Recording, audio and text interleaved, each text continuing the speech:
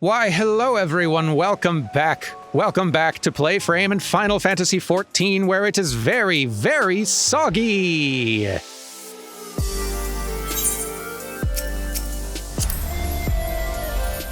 This weather sucks. Let's get out of it. Alphino, why are we still here? Alphino looks just about ready to leave you behind. Well, I had to start the episode. I went out of the rain too. Don't blame this on me. We mustn't dally here any longer, Derman. If Beq Lugg is to hear the truth of our travails in the first, you of all people should be present. You make a good point. I would like to be out of the rain now, please. Let's leave. Right. This is like less than a mile away. I don't know what I expected. Still soaked. Thank goodness I brought back night and weather to this place. Do you have business with it? Just let me in the door, man. This can scarcely be called a shirt.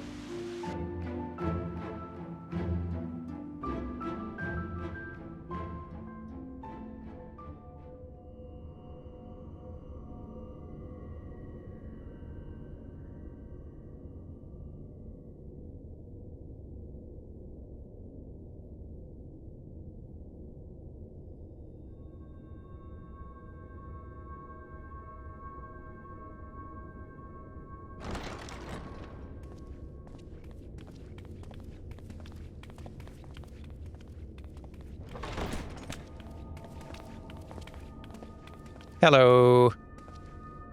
I'm sorry. You mean to tell me not only that the return of night was your doing, And the rain too. Sorry, my bad on that part. but that you hail from another world as well? Right. Also that, yes. Everything we told you, of the source, the shards, the 7 umbral calamities, all of it is true. I realize how fantastical it sounds, and I would not blame you for doubting our testimony. But given your expertise, you must surely have noted the peculiar nature of their souls. Any other time and I would have dismissed your stories as balderdash and flummery. But upon closer inspection, 'tis plain their souls are far denser than is normal, and that they do not possess true bodies. Normally I would take greater offense to me or my friends being called a dense soul. But you have graced us with idioms such as balderdash and flummery, and for that, I'll forgive most things. Save you. Your body is your own. And your soul is the densest of them all. Okay, starting to sound a little insulting now.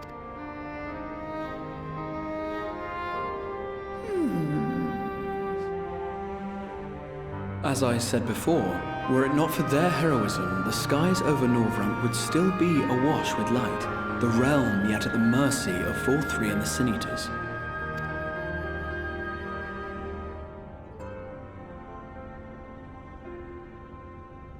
After all they have done for our home, seeing them safely back to their own, it seems the very least we can do.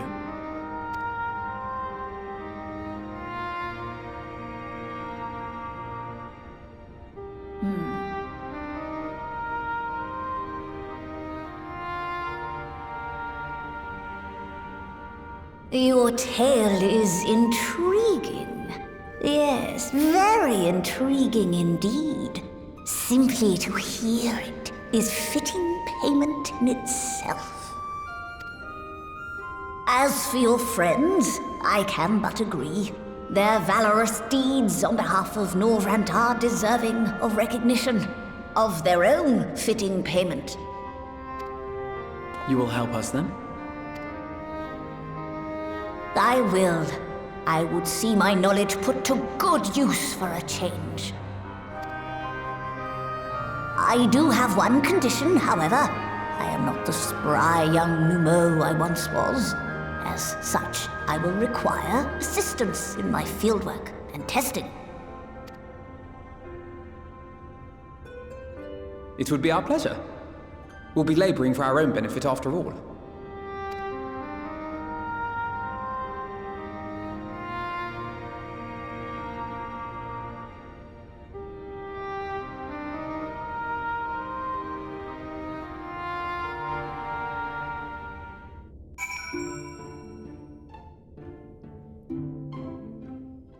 Well, welcome to the crew, Beq Lugg. Lovely having your look and voice as a part of this little group. Did you happen to notice the magic brooms strewn about the grand cosmos? Uncanny. Still, it would have been incredibly hard to not notice the magic brooms. They were hitting us. They were hitting us at one point.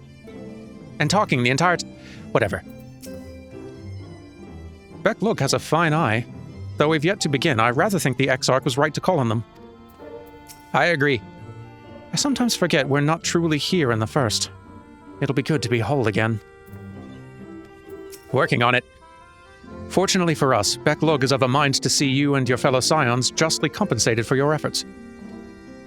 That is fortunate for us. Thanks for that.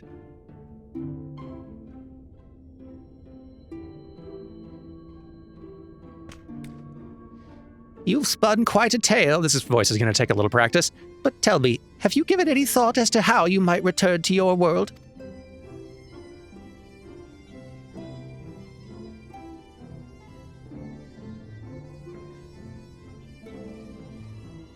White Auracite, you say? An intriguing proposition, but one which fails to account for the present state of your souls.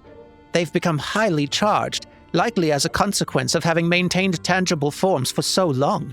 In such an energetic, unstable state, there is no telling what may happen to your souls within the Auracite. They could very well become immutable to transference, never to be restored to their bodies. Then would it be possible to force our souls into a state of dormancy prior to transference? In theory, yes, but the soul is not a candle to be snuffed out and relit on a whim. Well, that sounds ominous. What exactly would rendering our souls dormant entail? In order to maintain a corporeal form, your souls constantly draw ether from your surroundings. This process must be halted and the resulting surfeit of ether removed. Your minds would ultimately be separated from these faux bodies of yours, rendering you incapable of interacting with the world around you. A cruel fate under normal circumstances, but one which will be rectified upon your return home. Leaving lifeless husks, like those poor souls at the inn at Journey's Head, corrupted by the Sin Eaters, their ether made stagnant by the light.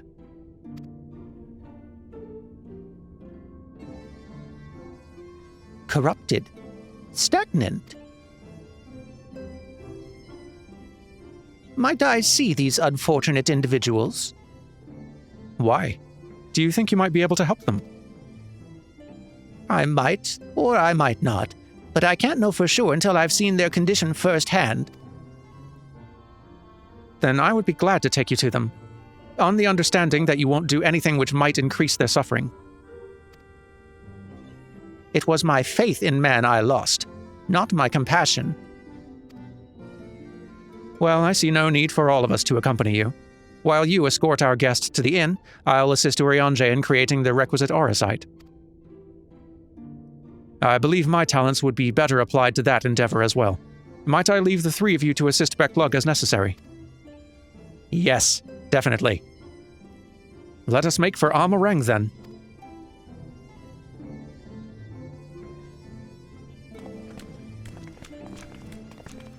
Let's do that and hope that the weather is just slightly better. It pains me that there are those who yet suffer despite our victory over the light. We must hope a way can be found to help both them and our friends. I am hoping for those things. Oh, can't forget you. Urianger is more than capable of creating the Auracite on his own, but if aught should go awry, I would be on hand to assist him. That is true. Good plan. Okay, to Amareng, let's go! Now, you might argue that the odds of it raining out here in this desert area are quite slim, but have you factored my luck into that when recording things? Because you have to factor in my luck recording things, and that really skews everything in unforeseen directions, historically. I mean, you've been here. How are you doing? About the same. Beq Lugg told me that they wished to meet the worst afflicted. Halric, there are times when I swear there's something he wants to tell me, if only he could form the words. Having broken Light's stranglehold on the first, I'd like to believe that they will one day recover. Yet I fear that day may not come soon.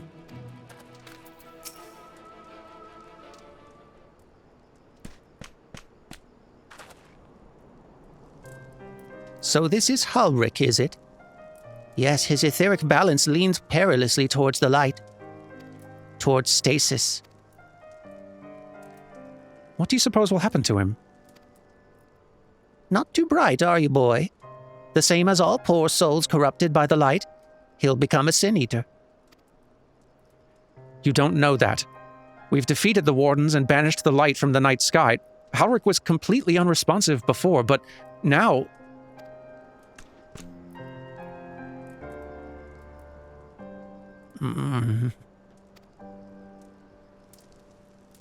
Then perhaps there is yet hope.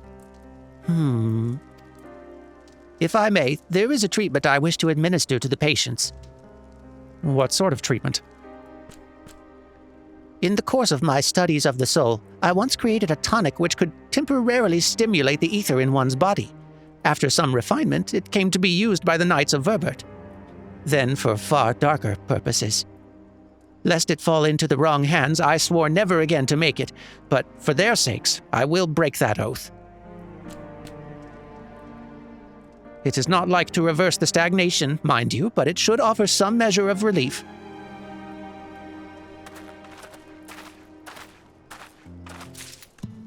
Don't think I'm quite nailing your voice yet. I'll practice. Come, let's see what effect my tonic will have on their ether, if any. I'll give it a shot.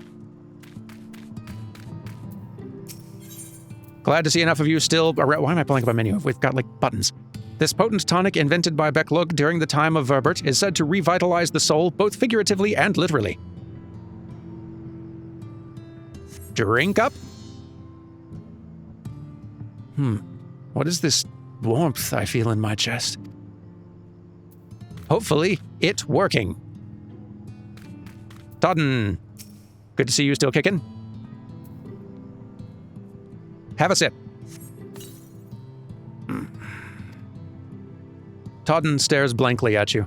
It would seem the tonic has had no effect.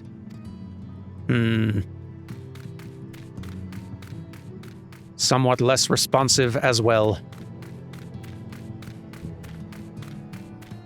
Voin. Come now, you mustn't fret.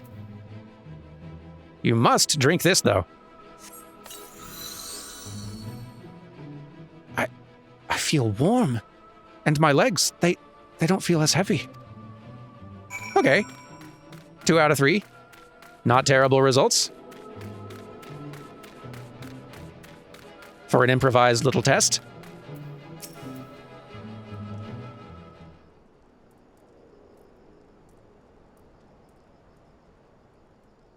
Now then, have you noted any change in the patients?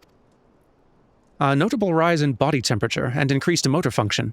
In most of the patients, at least. The more severely afflicted show no response. I concur. As I feared, then. 'Tis true that with the restoration of night, the corrupting influence of light will no longer grow, and yes, their bodies will naturally return to equilibrium given time. But this holds true only for their corporeal ether. Their incorporeal ether, that of the soul, is not so easily mended. Which is why those in the later stages of corruption, like Halric, appear unaffected by your tonic. Precisely.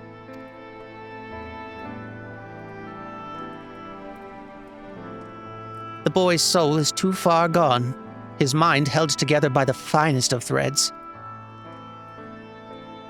There is a chance he may one day recover, of course, but it could take years, decades even. By the gods, he could wake up to find himself an old man. A fine reward for his persistence. The opportunity to mourn the life he never had a chance to live. No, there must be something we can do. Look, I realize this is not why we petitioned your aid, but do you think it possible we can find a way to hasten their recovery?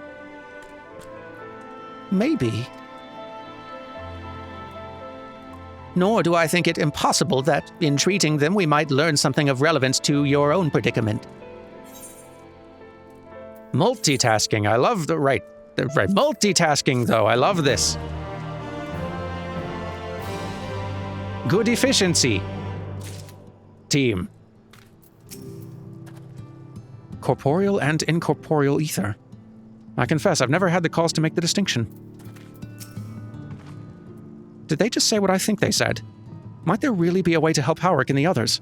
And help ourselves in the process? That's what I'm hoping I heard from you. Beq Lugg is ready to speak of the metaphysical. Please, go on. I've braced myself.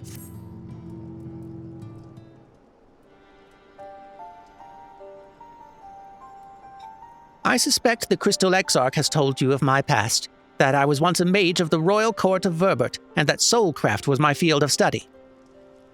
The tonic you administer to the patients here is one of the fruits of my labors. I hoped to do great things for the kingdom. But in the end, my knowledge brought only suffering, a plague the likes of which none had ever seen. In the hands of unscrupulous men, what should have been my greatest triumph instead became my greatest shame. You mustn't dwell on the past, and now you have a chance to redeem yourself. Or at least the Warriors of Light brought those responsible to justice. That did mostly happen, I think.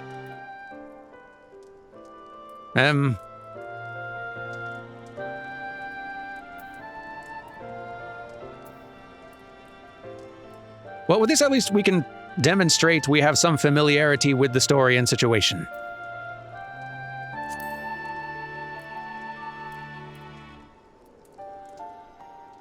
Aye, that they did. I shudder to think what might have happened had they not. But let us return to the task at hand, finding a means by which we might revitalize these people's incorporeal ether. Do you think it can be done? Were the skies still ablaze with primordial light, I would call it an exercise in futility. But now we may have a chance. The method I have in mind will entail the conjuring of a familiar. They are able to amplify the energies poured into them, making them the perfect conduit for the ether-revitalizing magics we will ultimately employ. If you're about to launch into a lengthy explanation of the metaphysics of your plan, don't bother.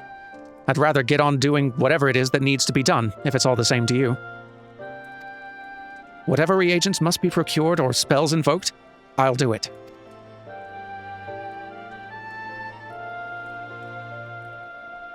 I admire your spirit. Very well. Your first task will be to gather the necessary materials. The purest of waters and finest of clays, as well as a fey lantern brimming with pixie magic. If you're convinced the resulting familiar could help the patients, fine. Alphino, the water and clay will be simple enough, but I think you know what we'll have to do to get the lantern. You don't mean... The pixies took quite a liking to us before. If we humor them with our company, I'm sure they'll be willing to help us. Fine. We'll pay a visit to Ilmeg, though I never thought you would be the one to suggest going back there. I'm impressed you've been there at all, let alone befriended the Fey folk. Oh, while you're about it, seek out the Numo of Pla Inye. They will be able to supply you with water suitable for our needs. Right.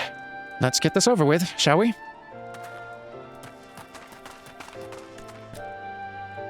There still remains the matter of the clay. Might I prevail upon you to find it? You got it. I will bring you the finest of wet dirt.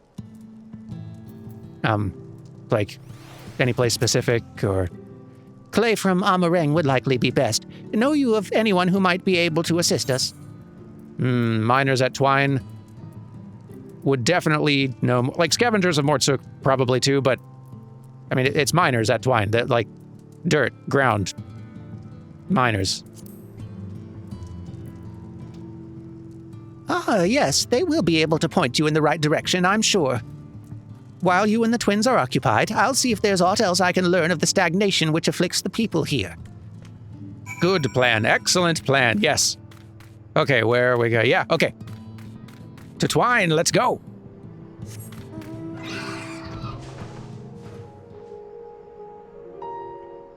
I don't know why, but it's just always very satisfying seeing a nice aerial view of these places. We spent a while wandering about, getting sort of a better sense of the geography, appreciating the views from different angles. It's very good. Anyway, now arriving in Twine. Fasten seatbelts, coming in for a landing. Brrr. Okay, here we are. Who was that for? Sometimes I wish we'd never got that trolley running again. Now Jarek wants more of the bloody things and refuses to shut up about it. That does not surprise me. Good to see you. I can't stop thinking about that giant Talos we built. Can you imagine what it could do with a matching trolley? Feels like a waste not to build one. Your patience has been tested, I see. Magnus, hello.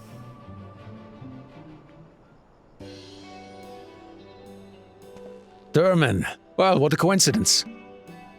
You've come at a good time. We've just this moment finished repairing the Talos and trolley you lot took to Nabatha Ring. The trolley was no trouble, but the Talos would have been another matter, had we not had a visit from Master Chai. He offered us a share of the leftover building materials from Daedalus Stoneworks, as well as a few trade secrets to help us along. Clever man, that Chai knows. He seemed pretty keen on the ideas I had for putting the giant Talos to work. Like a giant trolley. But Magnus still refuses to see all the good we could do with it. You're entitled to your dreams, Jarek, but that doesn't mean you can go harassing our guests with them. Master Chai was just being polite. And something tells me Durman here didn't come all this way to talk about trolleys. But what is it you need, friend? Clay. Point me to the wet dirt. I see. And this familiar requires clay from Amaring. Well, look no further. If anyone can find you some quality clay, it's us. Saying that, it isn't exactly a commodity nowadays. But there must be some lurking somewhere or other, waiting to be dug up. If I'm not mistaken, there was a time when we used to take clay from the Mount Biron mines to make adobe bricks. The place is swarming with coyotes now, but if you're after the good stuff, you could do worse than to look there. I am after the good stuff. So I will look there, wherever there is. Mount Biron Mines, I see. Let's go. Biron's a Final Fantasy X reference, and I appreciate that. So... this scarcely feels like the part of the mine where one might dig, but I guess we are just looking for clay.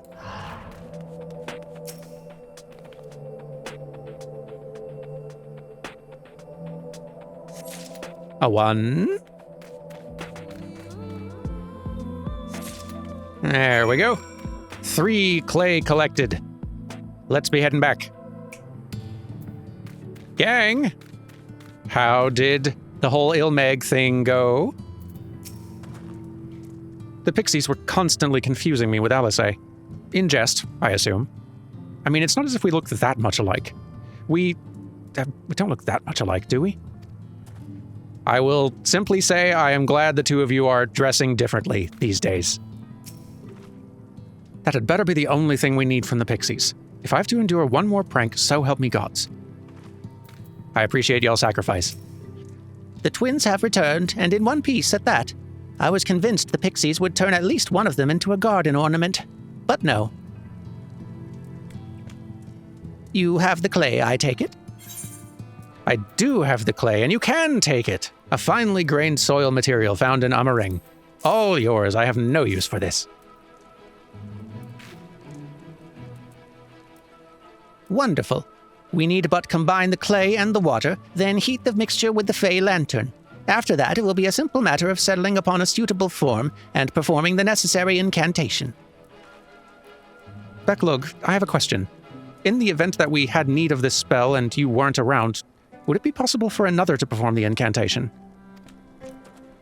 Assuming they possess the requisite skill, yes. Harik and the others have suffered so much, and I swore to do everything in my power to save them. If there's a chance this spell could do that, I would be the one to invoke it. Mayhap you should be the one to do so.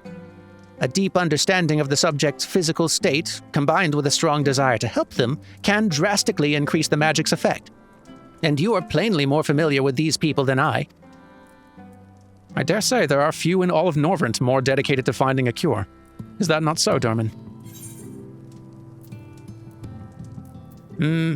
I have full confidence in you. Absolutely, she's the best woman for the job. Sorry to embarrass you with flattery. I'll give it my all. For Halric. For Tesleen. Then we are all of a mind on the matter. Alice shall be the one to conjure the familiar.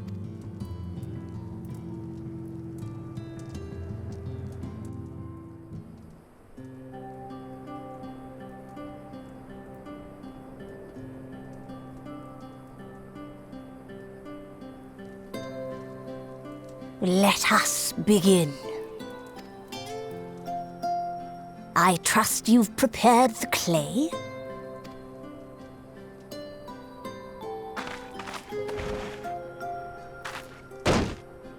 That's a lot of clay. Very good. Now, I would have you sculpt for me a porksy.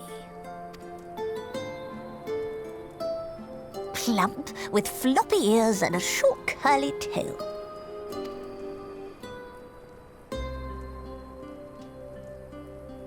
A porksy. I think I know what you mean.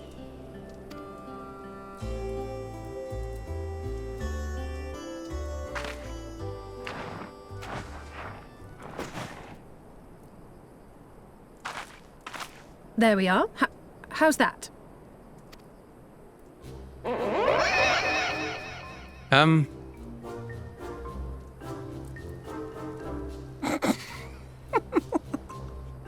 Well, it is certainly creative. There's no denying that.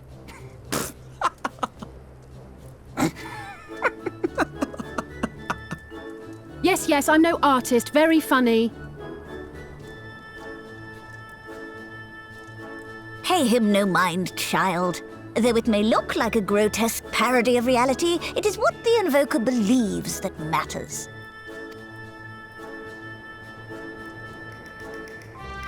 You're not helping. But I speak the truth. If successful, this incantation will turn imagination into reality. Which is why the only thing of import is what you believe this figure embodies. You must focus. Hold the porksy's image steady in your mind's eye.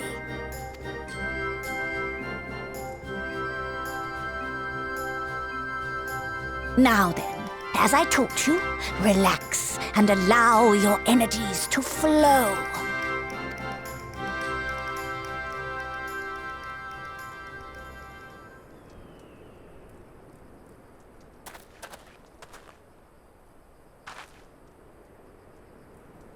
With flesh of clay I bid thee rise, on wings of dreams to touch the skies. What once was idle fantasy, I call forth to reality.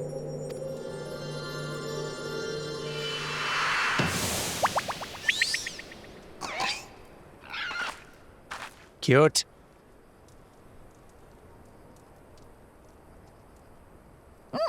Not bad for a first attempt. Now, let us see what can be done for young Halric.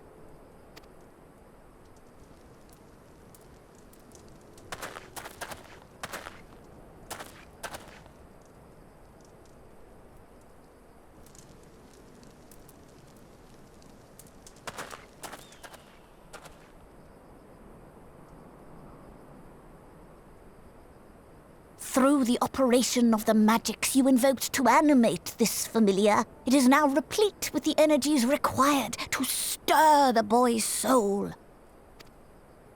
You need but give it a name, and it will do as your heart desires.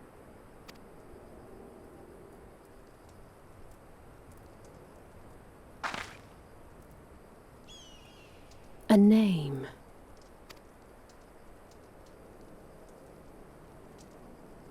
All right, I've decided. Now.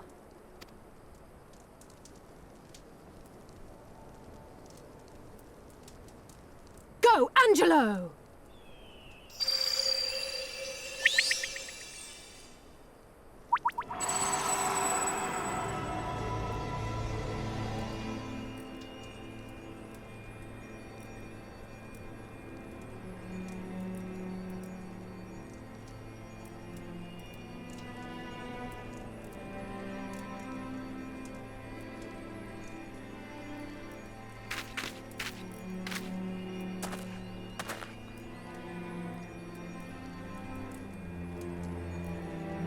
Mother,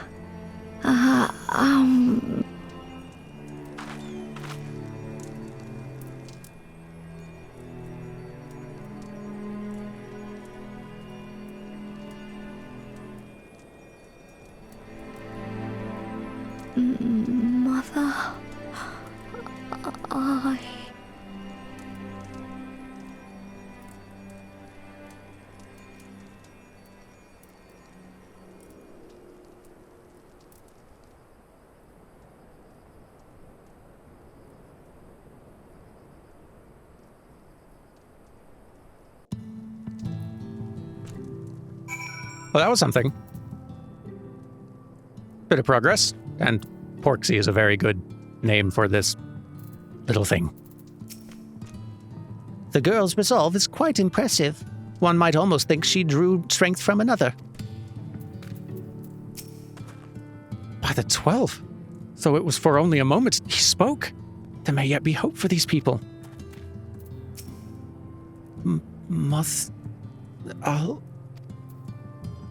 That is better than we were getting before.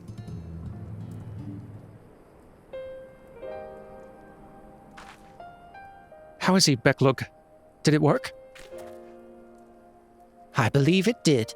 You and your fledgling familiar have done well. If my eyes do not deceive, a hint of color has returned to his soul. Gods, I would jump for joy if I weren't so exhausted.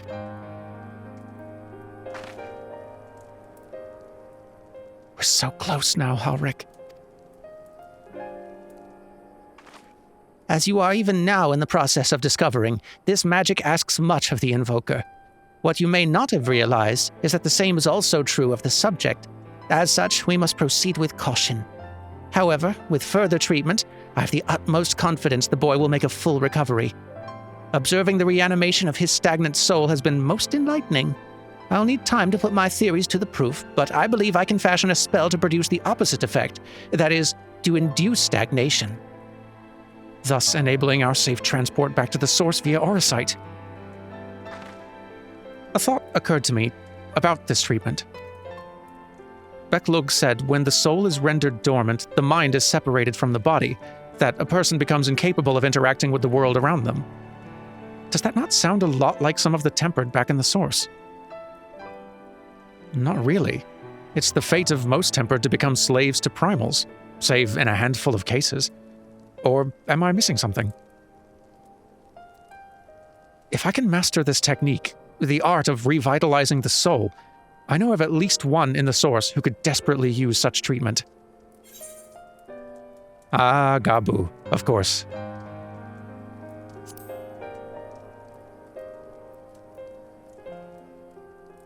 Exactly. His condition is uncannily similar to Halric's, is it not? The only difference being that his soul was suffused with earth-aspected ether instead of light. It follows that if his soul is subject to a similar kind of stagnation, there may be a chance we can save him, right? Forgive me, but who is this Gabu fellow of whom you speak? I see. His condition does sound similar, yet there is much and more about the soul that remains unknown even to me. I say this not to discourage you, you understand, but to remind you that this is delicate work we do here, work requiring patience. Of course. As long as there's hope for the patients here, I will devote whatever time is needed to see this through. But I refuse to spend that time in idleness. If it's all the same to you, I'd like to stay here with Angelo and continue with their treatment. The two of you should return to the Crystarium with Beq Lugg and see if you can't make some headway with their newly posited theories. I would tell you to rest first, but I see you're not to be convinced. Ah, the fire of youth. Let us return to the Crystarium, then. Finally, I found you! Who are you? Oh! Goodness, you ran a ways. Kaishir?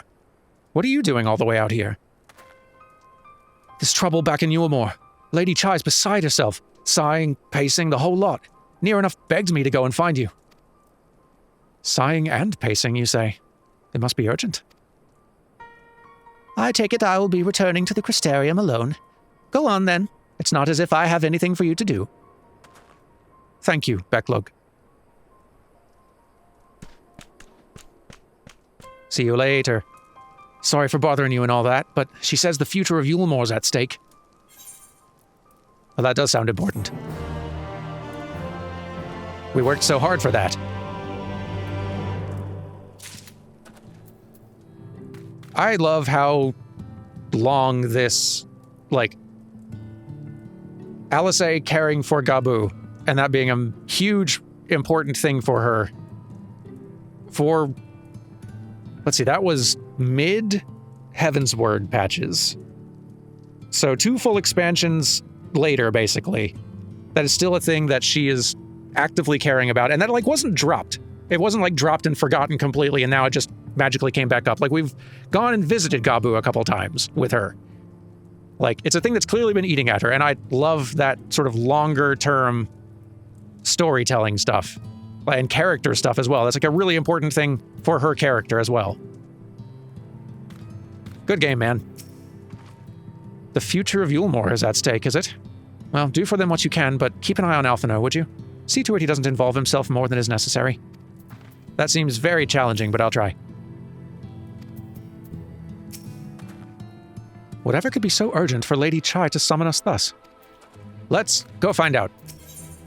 Kaishir is anxious to see you and Alphino back to Yulmore.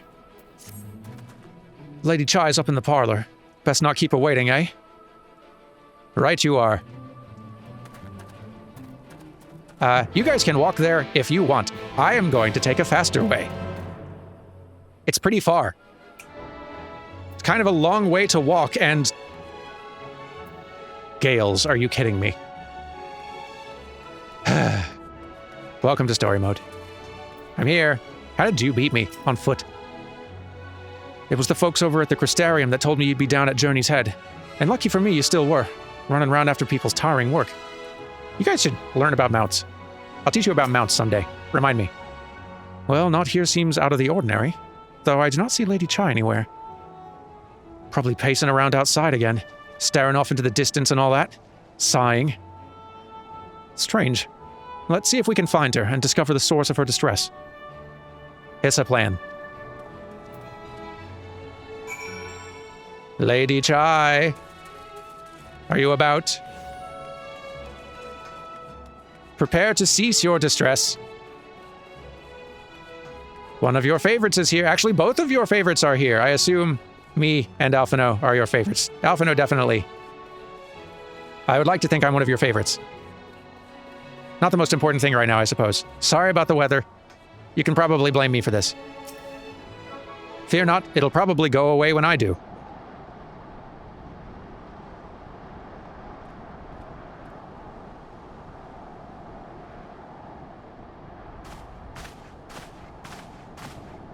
Oh, thank heavens you're here. Lady Chai, whatever is the matter? I knew not where else to turn. Oh, this is all too much for my poor heart to bear alone. Alone? What of Master Chai? But that is the very reason I summoned you. He's gone. What? What happened?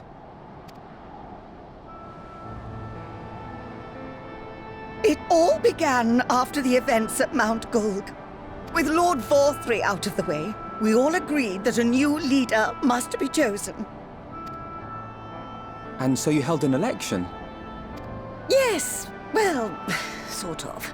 Not a single person volunteered to stand, you see. After a lifetime of leisure, we free citizens have grown somewhat indolent. Readapting to the harsh realities of life is trying enough, but to take charge of a broken city as well? No one wanted such responsibility. Nevertheless, Yulmore could not well do without a leader, and so we decided that anyone and everyone should be considered a candidate. And after we cast our ballots and tallied the votes, the mayorship fell upon my dear husband. Well, given the manner in which he orchestrated the construction of the giant Talos, none could deny his leadership qualities. But even before then, he had proven himself at Daedalus Stoneworks, don't forget. He is more than qualified for the role. The perfect choice. Indeed. I told him as much when his victory was first announced. But perhaps I was too forceful in my attempt to encourage him. For shortly after that, he vanished without a word.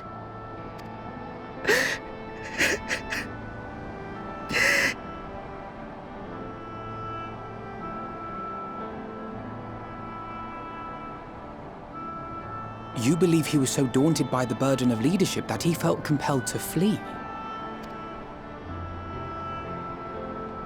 Please, Lady Chai, dry your eyes. Your husband does not strike me as the sort of man who would abandon his duty, much less his beloved wife. There has to be some other reason for his absence. You truly think so?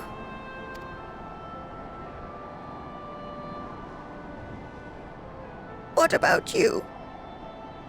What do you think has become of my husband?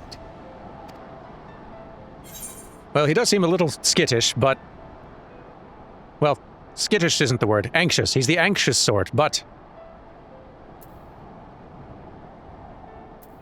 Yeah, I don't know, but whatever it is, he won't have fled. If he didn't run from the previous stuff, I mean... And there you have it, Lady Chai. You needn't worry. Master Chai loves you more than all the world, and he will return. Wherever he may have gone, rest assured we will find him.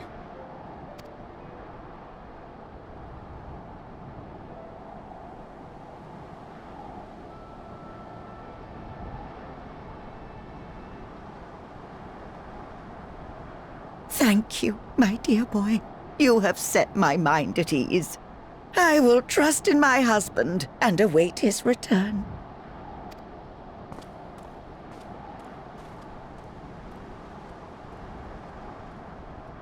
Excellent. So, do I have to do anything else here, or... Our work here is done? No, our work here can't be done. That doesn't make sense.